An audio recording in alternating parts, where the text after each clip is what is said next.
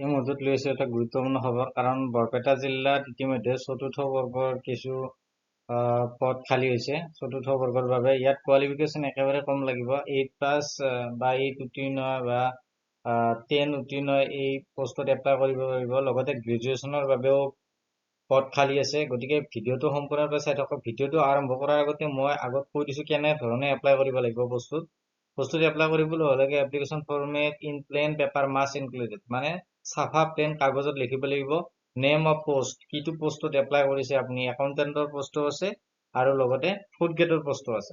গতিকে আপোনাক লিখিব লাগিব উইথ চিৰিয়েল নাম্বাৰ 1 2 এনেকে লিখিব লাগিব। আপোনাৰ চিৰিয়েল নাম্বাৰ অনুযায়ী সেইটো লিখিব লাগিব। নেম অফ এপ্লিকেণ্টৰ নেম, যোনে এপ্লাই কৰে, যিজনে এপ্লাই কৰে তেখেতৰ নামটো লিখিব লাগিব ইন ব্লক লেটাৰ, মানে ডাঙৰ হাতৰ আখৰেদি, ডাঙৰ ডাঙৰ আখৰেদি সেইটো লিখিব লাগিব। তাৰ পাছত আহিব পাৰ্মানেণ্ট এড্ৰেছ, আপোনাৰ ঠিকনাটো লিখিব লাগিব। আপোনাৰ পাৰ্মানেণ্ট এড্ৰেছটো লিখিব লাগিব। গাঁও, post office, village, district, state এইবিলাক লিখিব লাগিব। এড্ৰেছ ফৰ কমিউনিকেশ্যন, আপোনাৰ যোগাযোগৰ এড্ৰেছটো লিখিব লাগিব। আপোনাক ক'ত যোগাযোগ কৰিলে আপোনাক পোৱা যাব। কণ্টেক্ট টেলিফোন, মোবাইল নাম্বাৰ, আপোনাৰ নিজৰ মোবাইল নাম্বাৰ দিব। আপোনাৰ যদি এপ্লিকেশ্যনখন শ্বৰ্ট লিষ্টেড হয় তেতিয়াহ'লে আপোনাক কণ্টেক্ট কৰিবলৈ যিটো নাম্বাৰত আপোনাক কণ্টেক্ট কৰিলে পায় সেই কণ্টেক্ট নম্বৰটো দিব লাগিব। তাৰপিছত আহিছে এজ অন 1 জানুৱাৰী 2026। আপোনাৰ যিটো বয়স, সেই বয়সটো আপোনাৰ 1 জানুৱাৰী 2026 অনুযায়ী গণনা কৰা হ'ব। এডুকেশ্যন কোৱালিফিকেশ্যন উইথ ডিটেইলছ, আপোনাৰ যিখিনি শিক্ষাগত অৰ্হতা আছে গোটেই ডিটেইলছত দিব লাগিব। আপুনি কি পাছ কৰিছে, কিমান পাৰ্চেণ্ট পাইছে, গোটেইখিনি।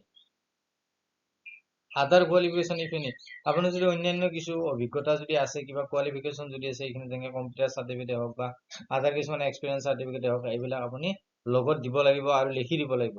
কম্পিউটাৰ ডিপ্ল'মা ইয়েছ ন, আপোনাৰ যদি কম্পিউটাৰ ডিপ্ল'মা আছে তেতিয়াহ'লে ইয়েছ দিব লাগিব, যদি নাই নো দিব লাগিব। ফৰ একাউণ্টেণ্ট পষ্ট, যিটো একাউণ্টেণ্ট পোষ্ট হয় সেইটোৰ কাৰণে, আৰু যিটো 4th গ্ৰেড পোষ্ট সেইটোৰ কাৰণে নালাগে। Work experience with details for accountant post, আৰু যিটো একাউণ্টেণ্ট পোষ্ট আছে সেই পোষ্টটোৰ কাৰণে আপোনাৰ একাউণ্টেণ্ট কৰা অভিজ্ঞতা থাকিব লাগিব, কিন্তু 4th গ্ৰেড পোষ্টটোৰ কাৰণে এইবিলাক নালাগে। গতিকে ইয়াতে লেখা আছে সমগ্ৰ শিক্ষা বৰপেটাৰ অধীনত একাউণ্টেণ্ট আৰু 4ৰ্থ শ্ৰেণীৰ পদৰ বাবে প্ৰকাশ পাইছে, বিজ্ঞাপন প্ৰকাশ পাইছে। তলত দিয়াৰ গুৰুত্বপূৰ্ণ তথ্যসমূহ সহজতে বুজাই দিয়া হ'ল। পদৰ বিৱৰণ: 4ৰ্থ শ্ৰেণী, গ্ৰেড 4, অৰ্হতা ন্যূনতম হাইস্কুল শিক্ষান্ত পৰীক্ষা HSLC উত্তীৰ্ণ হ'ব লাগিব। দৰমহাটো হ'ব 12,000 টকাৰ পৰা 37,500 টকালৈ। গ্ৰেড পে হ'ব 3,900 টকা। আবেদনৰ নিয়মসমূহ বা আবেদনৰ মাধ্যম: এখন ছফা কাগজত, মানে মই আগতে কৈ দিলো আপোনালোকক, ছফা কাগজ বা প্লেন পেপাৰত বিজ্ঞাপনত উল্লেখ থকা অনুযায়ী সকলো তথ্য লিখি আবেদন কৰিব লাগিব। সকলো তথ্য লিখিব লাগিব। তাত যেনেকে মই ক'লো যে আপোনাৰ এডুকেশ্যন ডিটেইলছ, তাৰপিছত আপোনাৰ এড্ৰেছ, এইখিনি এক্সপিৰিয়েঞ্চ এইবিলাক দিব লাগিব। একাউণ্টেণ্ট পোষ্টৰ কাৰণে এইবাৰ আহিছে, একাউণ্টেণ্ট পোষ্টৰ কাৰণে BCom হ'ব লাগিব, BCom গ্ৰেজুৱেট হ'ব লাগিব। লগতে আপোনাৰ ৱৰ্ক এক্সপিৰিয়েঞ্চ, 2 বছৰ কাম কৰা এক্সপিৰিয়েঞ্চ থাকিব লাগিব। লগতে DTP বা 1 বছৰীয়া কম্পিউটাৰ এপ্লিকেশ্যনৰ ডিপ্ল'মা থাকিব লাগিব। লগতে আপোনাৰ দৰমহা হ'ব 14,000 টকাৰ পৰা 49,000 টকালৈ। গ্ৰেড পে হ'ব 8,000 টকা। প্ৰয়োজনীয় নথিপত্ৰ কি কি নথি লাগিব? পাছপোৰ্ট চাইজ ফটো লাগিব, আপোনাৰ এটা পাছপোৰ্ট চাইজ ফটো এটা লাগিব। শৈক্ষিক অৰ্হতাৰ প্ৰমাণ পত্ৰ লাগিব। অভিজ্ঞতাৰ আপোনাৰ এক্সপিৰিয়েঞ্চ চাৰ্টিফিকেট লাগিব। আৰু এইবিলাক যিবিলাক আপুনি তাত গাঁঠি দিব, এপ্লিকেশ্যন ফৰ্মৰ লগত যিবিলাক আপোনাৰ ডকুমেণ্টছ গাঁঠি দিব, তাত চেল্ফ এটাষ্টেড জমা দিব লাগিব, চেল্ফ এটাষ্টেড কৰিব লাগিব। বয়সৰ সময়সীমা 1 জানুৱাৰী 2026 তাৰিখে। আপোনাৰ বয়সটো কেনেকুৱা? সিদিনা 18 বছৰৰ কম হ'ব নোৱাৰিব আৰু 40 বছৰৰ বেছি হ'ব নোৱাৰিব। তাৰ এটা কণ্ডিশ্যন আছে, আপুনি OBC হ'লে 43 বছৰলৈ পাৰিব, SC ST হ'লে আপুনি 45 বছৰ বয়সলৈ এপ্লাই কৰিব পাৰিব।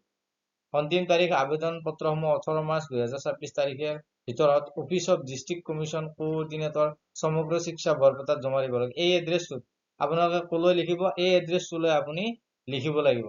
এইটো এড্ৰেছত আপুনি জমা দিব লাগিব, বা আপুনি পোষ্ট কৰি পঠাব পাৰে, কিন্তু লাষ্ট ডেটটো হৈছে 18 মাৰ্চ।